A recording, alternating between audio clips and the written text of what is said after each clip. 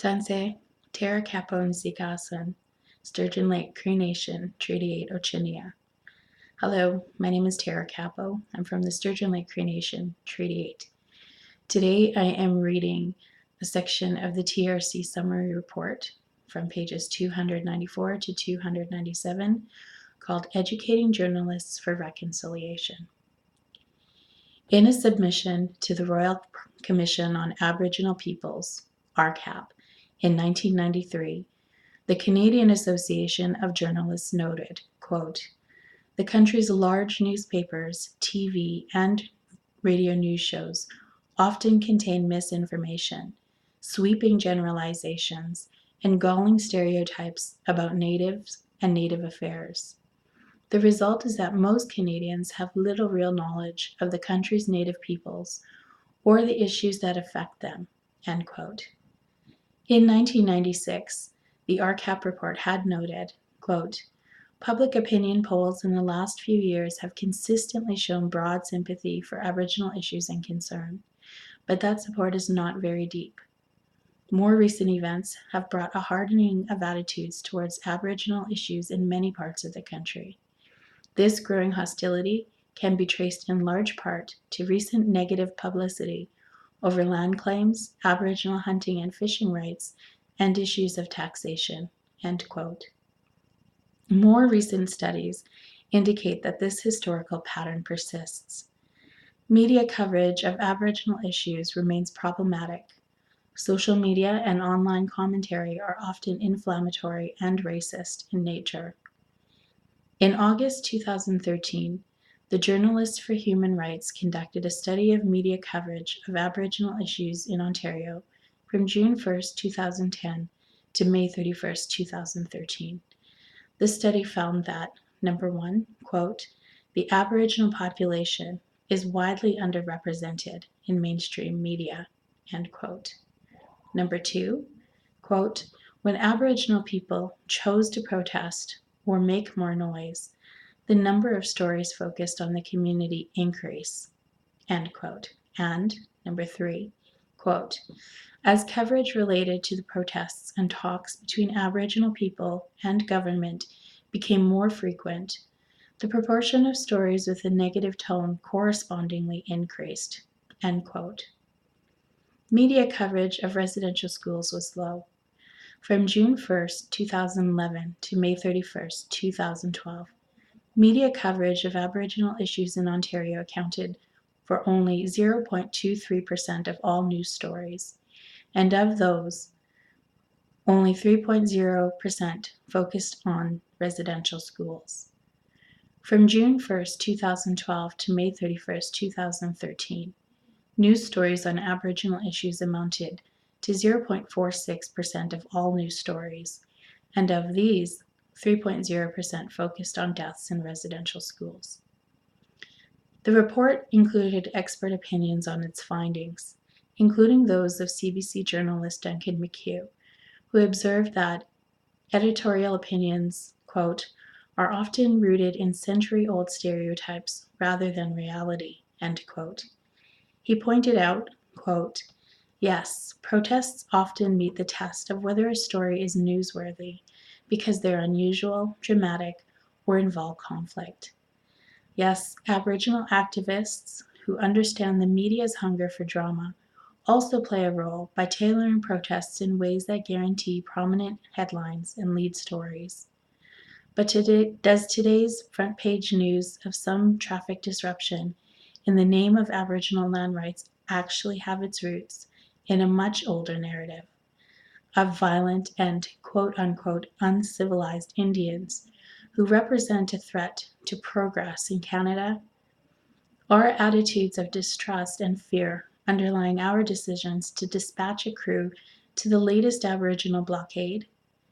Is there no iconic photo of reconciliation because no one from the newsrooms believes harmony between Aboriginal peoples and settlers is newsworthy," end quote. Historian J.R. Miller has observed that when conflicts between Aboriginal peoples and the state have occurred in places like Oka or Ipperwash Park, for example, quote, Politicians, journalists, and ordinary citizens understood neither how nor why the crisis of the moment had arisen, much less how deep its historical roots made it resistant to solutions. This does not bode well for effective public debate or sensible policy making. End quote. In the Commission's view, the media's role and responsibility in the reconciliation process require journalists to be well informed about the history of Aboriginal peoples and the issues that affect their lives. As we have seen, this is not necessarily the case. Studies of media coverage of conflicts involving Aboriginal peoples have borne this out. In the conflict between some of the descendants of members of the Stony Point Reserve and their supporters, and the Ontario Provincial Police in Ipperwash Provincial Park in 1995, which resulted in the death of Dudley George, journalism professor John Miller concluded, quote, "Much of the opinion, and there was a lot of it, was based not on the facts of the Ipperwash occupation, but on crude generalizations about First Nations people that fit many of the racist stereotypes that have been identified. Accurate, comprehensive coverage can promote understanding and resolution, just as inaccurate, incomplete, and myopic coverage can exacerbate stereotypes and prolong confrontations. Reporters are professionally trained to engage in a discipline of verification, a process that is often mistakenly referred to as quote-unquote objectivity.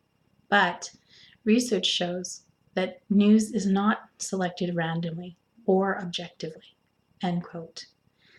Miller identified 9 principles of journalism that journalists themselves have identified as essential to their work.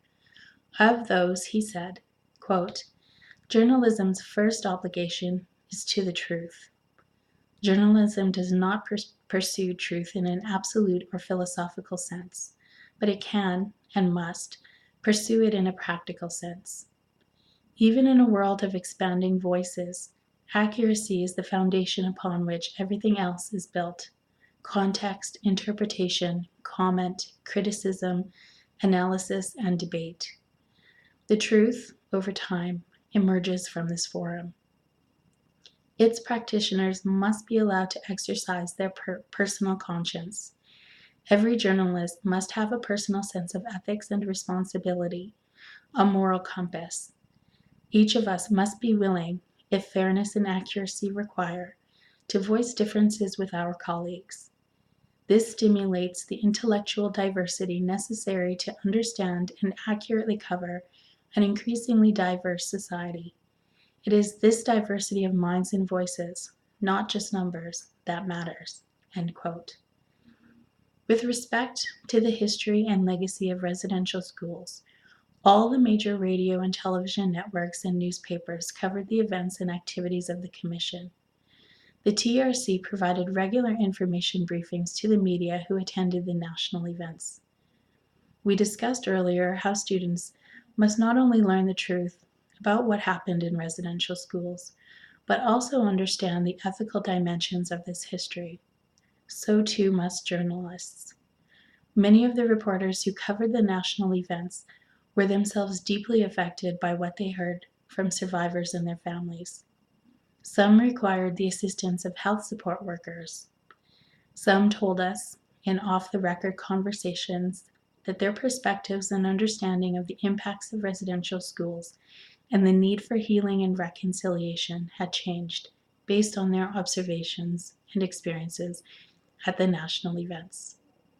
Call to action number 86. We call upon Canadian journalism programs and media schools to require education for all students on the history of Aboriginal peoples, including the history and legacy of residential schools, the United Nations Declaration on the Rights of Indigenous Peoples, treaties and Aboriginal rights, Indigenous law, and Aboriginal Crown relations."